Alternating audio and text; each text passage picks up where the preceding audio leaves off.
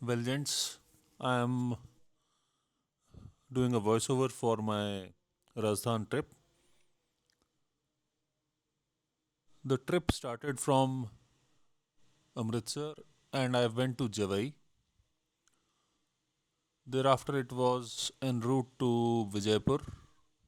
That's a heritage stay in Bassi.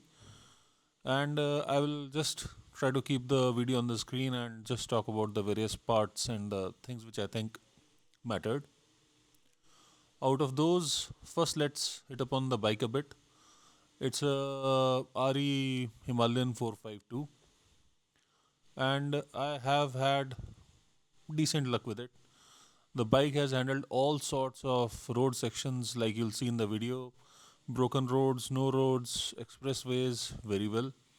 The suspension is really good. For a non adjustable suspension, it's really good and does take away that need to tweak the settings. I have modified it a bit to my liking, put in a fuel X to get rid of that flat spot below 3000 RPM. Slimed the tires for more reliability with tubes. Auxiliary lights are a must. And I installed saddle stays. Besides that, I have added a Scott Euler V system, which ties into the vehicle's vacuum for constant chain oiling, since I plan to be riding it a bit hard and also over broken stretches like you can see right now. This trip was a solo trip, and I was interested in basically, you know, getting in sync with nature. Wide open places are somewhat of my therapy, and I find riding or driving to be very relaxing. The bike performed pretty well with the stock tires. However, I did notice a tendency to tram line. Other than that, these tires held up very well over the broken sections, dirt, gravel. Only thing they did not really like was the slush. But then I'm not an off-roader or hardcore MX rider, so take it for what it's worth. These tires did brake well. The brakes of this bike are really good, and the tires complement those. However, the rear is a bit sharp, and if you stomp on it, it will try to step out and squeal. The front needs some work to stop, but it's really good. The bike always used to get a reaction wherever I was, and people would wave, gather around, and the general things that bind men together. I guess it's no different. I kept these images of driving through the small towns of India so that you can have an idea about the, as Sadhguru said, it's cosmic chaos. Everyone somehow makes their way, and no one follows any damn rule here, there, or anywhere. These towns are where the life is still slightly settled, more primitive, and better, I would say, in some aspects. Yes, the glamour of civilization is still not there, but I guess that's okay with me. Such views are what I really aspire to. A nice ravine section with a lot of, excellent stretches of road where you can just rip your bike. It's real fun.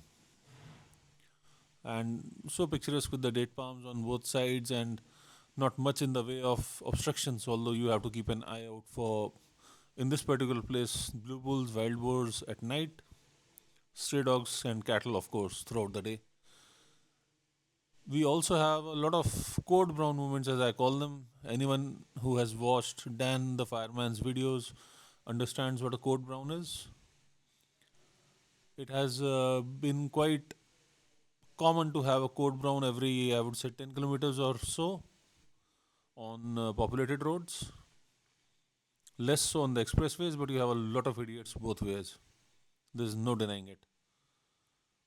So, until unless you are really clued up or even slightly fatigued, I will strongly recommend do not ride or drive in India at all. The bike gave a pretty dismal average of around 22 kmpl. Like, anyway, the code brown is about to come up if I remember correctly from the section. Wait for it. Yeah, here. This guy was driving almost completely on my side. Thankfully, he shifted. However, as I was saying, the efficiency was pretty low till I put in XP95. I guess the E20 rollout, which was done quietly, has affected the efficacy to a large extent. And these roads, I rate them, the roads and the scenery as one of the best in India. Not a great fan of the hills, and Goa was too far for me in this short trip. You gotta watch out for sudden herds of cows on the road, and other than sort of gently nudging them or waiting for them to pass, there's not a whole lot a guy can do. You are just stuck. Here I am on my way to Pangad, which is another very nice property located in the Aravlis. And finally, I was able to get my first catch on film. I had a snakehead before that, which I've posted in the shorts earlier, but this was the first fish I caught at a water body which is called Mudia Mahadev. Now, Rajasthan for angling seems like an oxymoron, but these water bodies have been there for a very long time, and consequently, they hold a lot of fish even after netting. And then you have such views, which you can, I don't think you can replicate. This added with the fact that there is no human presence, although trash is still somewhere around, makes it really worth the effort.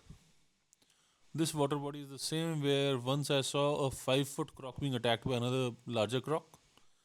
And after this was done, I decided to make an early start.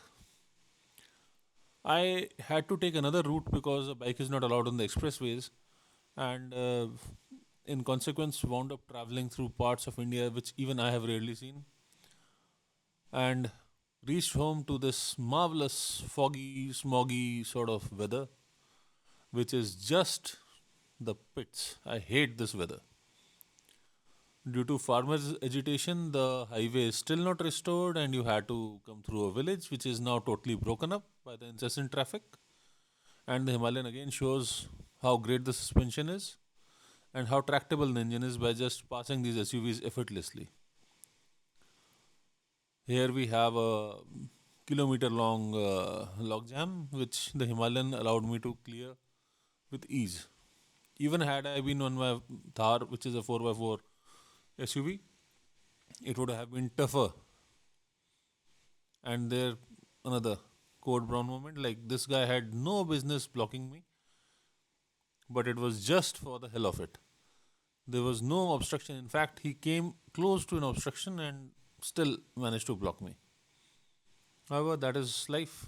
And watch out for this Papa Ki Pari indicating left, turning right. That's all, gentlemen, for the moment.